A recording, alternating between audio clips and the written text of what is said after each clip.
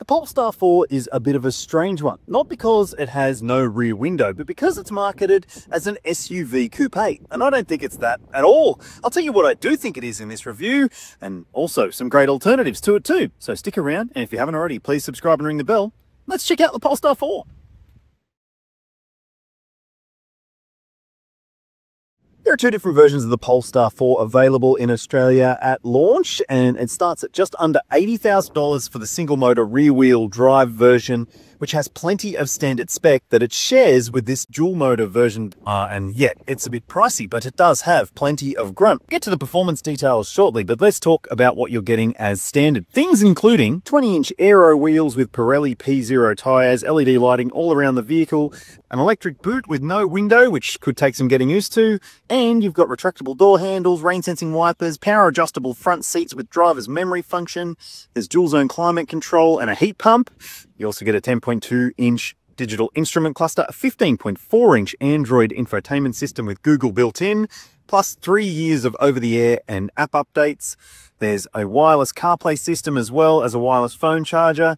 You got an 8-speaker sound system and an integrated dash cam. Now, as I said, this dual motor version does have a whole lot more poke, but it also gets a few extra features, including semi-active dampers, range and performance driving modes, and also a launch mode too. So if you are wanting to see how much performance is on offer, you can. But let's talk about some alternatives to this that you might want to consider. The first and best alternative to the Polestar 4 is the BMW i4. Now, it's a fully electric coupe style model, and it has plenty of likable elements to it. It starts at a very attractive price point below the luxury car tax threshold, and that means that it could be eligible for some really great leasing deals as well in Australia. So it's worth looking at if you're thinking about a fully electric luxury vehicle, and it's from a luxury brand that's known in the market. So in theory, you might get better resale value at the end of your ownership period too.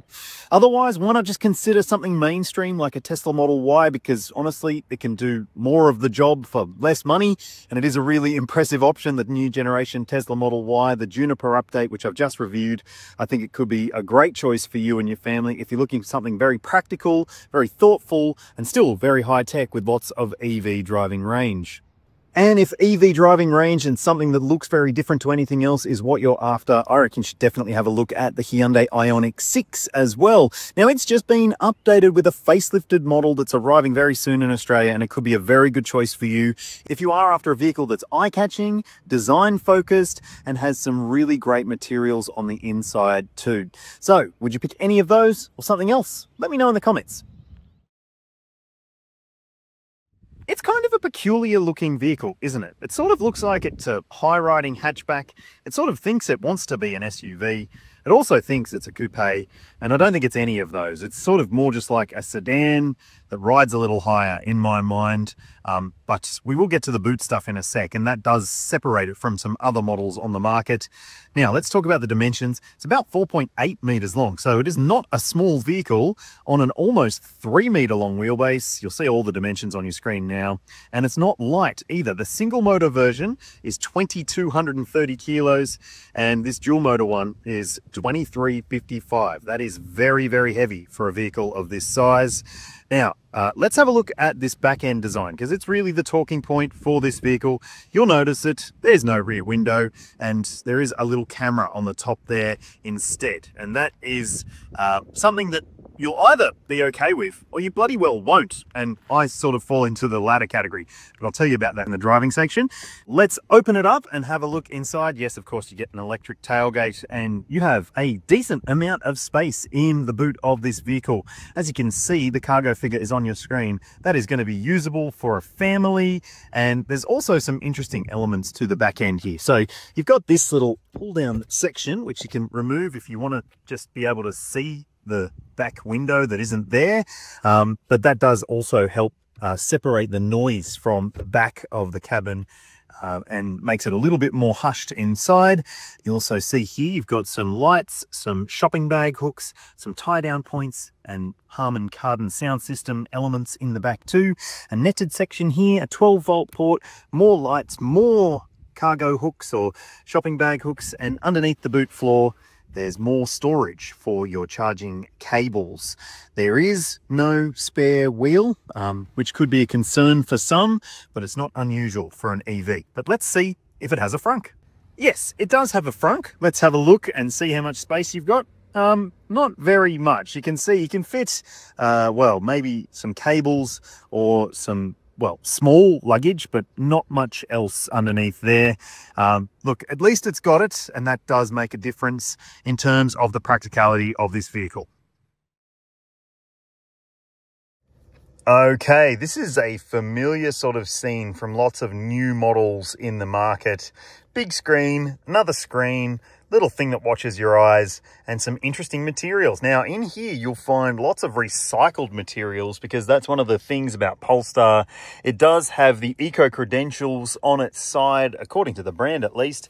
You've got even recycled plastic bottle floor mats. So this is a nice material here as well. Lots of recycled elements. If you want to know more, I'm sure you can find it out. I'm not going to go into too much detail on it, but it looks really cool and it feels nice in here. It feels plush, despite the fact that you're not seeing the skins of multiple cows all around you. And I'm okay with that, honestly. There is a nice steering wheel here as well with some elements that I don't like about it. It's a good shape, a good size, good gripability, but I don't like the controls on it, and I don't like the fact that they are highly reflective piano black, as you can see right there. Yes, they show fingerprints, they show grit, and they are bloody annoying in my opinion. And they also take quite a bit of learning when it comes to the controls of this car. So you will have to get to terms with this vehicle over, well, more than just a couple of hours. It will take you days, I would say, to be able to be okay with the controls on the steering wheel. You've also got a peculiar shifter, but that is not unusual. It is a stalk shifter, and the park button, you press it in at the end, and that's pretty good. You've also got on this side a stalk for your wipers and also your blinkers, and you've got auto high beam lights too. Now over here you'll find your big touchscreen media system. It has plenty going on the screen, and like I said, it's going to take time to learn this one as well. I'm not going to go through all the details here because honestly it would take weeks, and as you can see, if I just jump through some of the menus here, there's lots of adjustability here. So you can go into the drive modes and adjust different elements there. You can go into the assist functions and turn off things you don't like, but you'll have to do that every time you drive the car. And look, you've also got some controls that you can adjust on the steering wheel. Also your mirrors, you have to do that through the steering wheel too. Your lights, you can adjust different things to the lights, the screen. You can open the glove box. Yes, you have to press a button on the screen. That's very Tesla, isn't it? But look, I think that this screen largely is very easy to get your head around. It's just a matter of time and whether the software is up to date. I had some software issues early on with this vehicle, and thankfully they seem to have all been resolved. There's some nice things on board though, like you do have a dash cam system here. So if you find yourself in a pickle, you can record what's going on around you. You've also got Google Maps. It does have Google built in. You've got YouTube as well if you want to go on board and have a look at what's going on the right car. Thanks for subscribing. And you can go into ambience settings as well. The screen does take a little bit of touchiness, which is a bit annoying. So your ambience, look, planets, that's cool. But this is basically your home screen where most of the elements that you need to see at a glance are on offer. You can edit this screen. You've got a drop down box for some different things. Hatch malfunction, that doesn't look good. And if I push that away, if it'll go away, let me clear them. There we go. And here you'll see your Google Maps. As I said, it is, like I said, something that will take some getting used to, but I think you will get used to it. I've had no real specific issues with it, but you've also got your camera system that you can press a button for if you want to see what's going on around the car, and your climate bar is down there too. So that is good to note. Yes, no physical controls for that, but you do have temperature controls down there and fan controls, and you can easily go in here to your seats and adjust your steering wheel and seat heating as well. Plus, over here you'll find your demister button if you need it, but you do need to go into the climate screen if you want to adjust the recirc or adjust where the air is flowing. So I think, like I said, you'll get used to it. It's just a matter of time. and I guess familiarity. Now down here you'll find a wireless phone charger, which is a nice thing to note. And here you've got a play and pause button for your media and a volume scrolling dial. So that is nice as well. Back here, a pair of cup holders, which you can cover up if you want. And yes, there is a nice ambient light in there. As you can see, it's reflecting on there. So that adds to the ambience, I would say. And down below, you'll see you've got a heap more storage for extra loose item containment. Back here, there's a covered center console bin with some USB-C ports too. And look, you've got decent sized bottle holders in the doors. It's just a bit of a lay them down to get them to fit situation. And on the control front on the driver's side here, you will see you've got lock buttons, you've got regular old controls for your windows, and a bit of a strange door handle opener. So that's it there. And look, it's one of those electrified ones, so it's maybe something that you'll need to get used to. Over here, you'll see your driver monitoring camera system there. There is also your digital instrument display, which is mildly configurable as well. You can have a map screen up there if you want maps at a glance, and that's good to note. And there's a head-up display in this particular car too. And you've also got illuminated vanity mirrors up above. And yes, of course, there's this that we need to talk about, the digital rear mirror. So you don't have an actual window to look through. As you can see, that's your view out, and it's not great. I don't like it personally. And one thing I really don't like about this is when you indicate to turn a corner, as you can see there, the actual lens moves to change the view of where you're looking, right?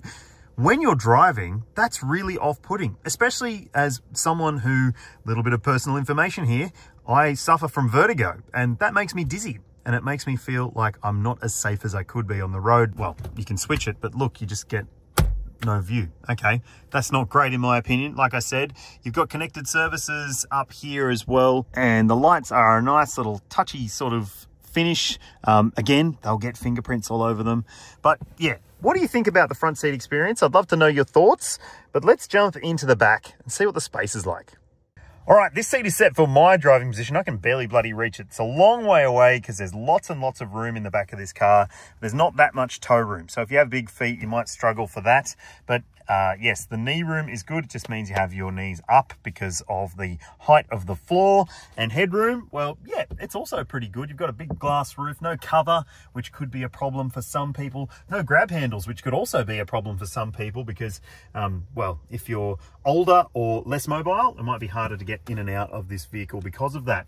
You do have lights in the back here as well. And let's talk about some of the other features. You've got these directional vents in the pillars. There are ambient lights in the doors. There's the same sort of handle finish there. There are pockets in the doors too, but they're quite small. And down here, you'll see you've got a meshy matte pocket with the sort of kick plate finishing on the back there, some eco credential signaling there. And down here, you'll see you've got a control panel. So you can adjust the temperature for the back seat. You can even turn on the seat heating for the rear seats. And yes, you've got light controls there too. You can adjust the stereo system. I'm sure that the front seat occupants will enjoy that. Now, the floor is relatively flat, so you should be able to fit 3 adults across the back here. But yes, the space is decent, I would say. Seats are very, very comfy. You've got ISOFIX points in the window seats and 3 top tethers as well. You can pull this section down if you want to, and you can even move the seat back using those controls there. So you can recline the seat if you want to be a bit more laid back and comfy. And in here, you've got a little storage tray. You might be wondering, where are the cup holders? Well, they pop out at the top here. So that is pretty nifty, I reckon. And certainly makes this seem like it's more designed as a 4-seater than a 5-seater. It will be more comfortable as a 4-seater than a 5-seater. But let me tell you, it is a pretty bloody comfy experience in the back for someone my size. Okay, let's talk about the different powertrain options on offer in the Polestar 4. So the entry-level version has a single electric motor at the rear axle with 200 kilowatts, 343 Newton meters of torque. And if you choose this one, well, you're getting heaps more grunt, double the number, in fact. 400 kilowatts, 686 Newton meters, and it's a dual motor all-wheel drive. Now, if you are wondering about brake towing capacity, well, you've got 1,500 kilos of brake towing for the single motor version and 2,000 kilos for the dual motor, but both of them have a tow tongue weight limit of 100 kg. So don't go thinking that you'll be able to hitch up the big caravan and go for the big road trip. Both Polestar 4 models sold in Australia have a 94 kilowatt hour NMC battery pack. That's the usable capacity. The gross capacity is 100 kilowatts. Big battery for this jobby. And the targeted WLTP range is 610 kilometers for the single motor, 580 for the dual motor. I haven't seen anywhere near that, but we'll talk about that later. And let's talk about your charging. On this side is where you will find your charging port. It does have a nice opening mechanism to it. And you've got 11 kilowatt AC charging as standard. But you can option a plus pack, which costs $8,000 and adds some extra stuff, but it also gives you 22 kilowatt AC charging as well. And when it comes to your DC charging, yes, that's the lower port there, or this Type 2 combination plug, 200 kilowatts, which is very good. And that means that this vehicle, with its big battery, can be topped up from 10 to 80% in 30 minutes. Not bad at all. All right, what's it like to drive? Well, honestly, the biggest thing about this car that will take some getting used to is this digital camera mirror. The fact that you can't have an actual mirror because there's no actual glass in the back of this vehicle means that, well, you'll either be okay with it or you won't. And as I said in the interior section, when you indicate, it does move, and well, that can be unsettling for someone like me. So I've been finding myself not indicating. Ooh, come and get me, coppers, I'm a bad guy. But look, it's just the reality. I hate it, to be honest, and I just can't stand it. So for me, that would rule this car out, and it might rule it out for you too. And it's just something that you have to be okay with if you are considering this vehicle.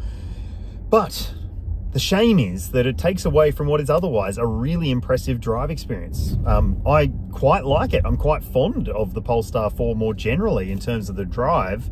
And this dual motor one, well, obviously it's really fast. I don't think you need the dual motor one. I wouldn't be buying it if I was considering this car. I'd just go for the rear wheel drive entry-level version, because that's what I typically recommend in most situations. Unless you really need all-wheel drive, then you don't really need to spend the extra money to get all the extra grunt. Because, like, how often are you actually going to use, you know, 400 kilowatts of power? Look, it's a heavy vehicle and you will need to call on the power occasionally, but it doesn't feel that heavy. It's not a barge ass. It's like pretty lively feeling in terms of the drive experience. And, you know, I haven't driven the rear wheel drive, but I don't really need to be honest. I've done this job long enough to tell you that the rear wheel drive is still going to have enough grunt. You're not going to feel like you're falling short, and unless you're measuring yourself by all-wheel drive dual motor electric speed figures, then don't bother, is my opinion. But look, it is certainly a sprightly thing, and it's very smooth and very refined for the most part. But look, the ride comfort might take a little bit of getting used to. I think it's pretty good. It's just a bit firm and bouncy feeling at times. I don't think it's the worst in terms of the ride compliance and comfort. In fact, it's one of the better examples in the luxury segment that's fully electric. So I will think that you'll be getting a very comfy, very easy to drive vehicle, and it's easy to drive because of the steering as well. So it's a very light feeling steering system, and that makes it feel, well, less cumbersome considering the size of this vehicle. It is a big unit and it will take some parking, but honestly, it's pretty good in terms of the maneuverability and the livability, apart from that mirror. Some other annoyances about the drive experience include the speed sign recognition system, which is a little overbearing at times. It will well, tell you if it thinks that it's seen a new speed sign or you've entered a new speed zone, and beep and bong at you to tell you if it thinks you're going over the speed limit that it thinks it is. And I say it thinks because, well, in my experience, it's got it wrong a few times. So yeah, it's one of those things that new cars seem to have and seem to give me the shits. But there's also the driver monitoring camera system, and in this car it seems to have been pretty good for most situations. It's just if you are, say, trying to talk to someone in the back, or looking around for a house number or something like that, you might find that it gets a little bit alarmed by that behavior. So there's a couple of numbers to keep in mind for this vehicle. The single motor rear wheel drive version does have better efficiency. You'll see the figure for it on your screen. That's the claim, what you should be able to achieve across a mix of driving. You might not be able to achieve that. That would not be unusual. And then there's the dual motor version, which has, well, a pretty impressive on paper number, and again, you might not actually be able to achieve that. And if you're wondering what I've seen across a mix of driving, which has included some urban stuff like I'm doing right now, but also highway and freeway and commuting, well, you'll see that number on your screen, and that means that you're not going to see anywhere near the, well, claimed range numbers that Polestar states. So I've done the maths, and you'll see on screen what you should be able to achieve if you get the same sort of consumption figure that I got. Not fantastic, but still all right, I would say. Polestar 4 hasn't been tested by ANCAP or Euro NCAP, so there is no star rating to speak of, but it's got heaps and heaps of standard safety tech and spec. Things like autonomous emergency braking with pedestrian, cyclist and junction detection. There's advanced lane keeping with adaptive cruise control and a traffic jam system as well, so it can stop, start and steer for you up to 150 k's an hour. Not that we do that here in Australia, of course. And it's also got plenty of other great features like blind spot monitoring, rear cross traffic alert and braking. And you've also got a surround view camera system and surround parking sensors too, an autonomous parking system and plenty of other features as well. But there are some things that might get on your nerves about this car, including the driver monitoring camera system and the speed sign recognition system as well. So all of those things, they're very common in new cars, and well, you have to test drive it to see whether you can live with those annoyances or not. When it comes to the airbag coverage, you've got 7, dual front, front side, full length curtain and a front center airbag to prevent head clashes in the event of a side impact. In Australia, Polestar offers a 5-year unlimited kilometre warranty, and there's an 8-year 160,000 warranty for the battery pack, which guarantees that it'll have 70% left of usable charge at least at the end of that 8-year period. Now, when it comes to the servicing, you have 5 years of free servicing included with your Polestar, which is a really nice deal sweetener. Your servicing intervals are every 2 years or 30,000 Ks, so that's also pretty handy as well. You get roadside assistance included too, so there's a lot to like about the ownership prospects here. Oh, and you also get 3 years of free Polestar Connect connectivity, so that's your data updates and also your app connectivity for the car. Nice. There's some things I really like about the Polestar 4, and one thing that really turns me off completely about this car, it is that rear window situation. The lack of a mirror and, well, using that camera system just gets on my nerves, and I don't like it for that reason, but I do like lots of other things about it. Tell me what you think in the comments section. Would you still go for this? Is it a cool thing, or is it just a silly gimmick? I'd love to know your thoughts. Thanks for watching, thanks for subscribing, and I'll see you when I see you.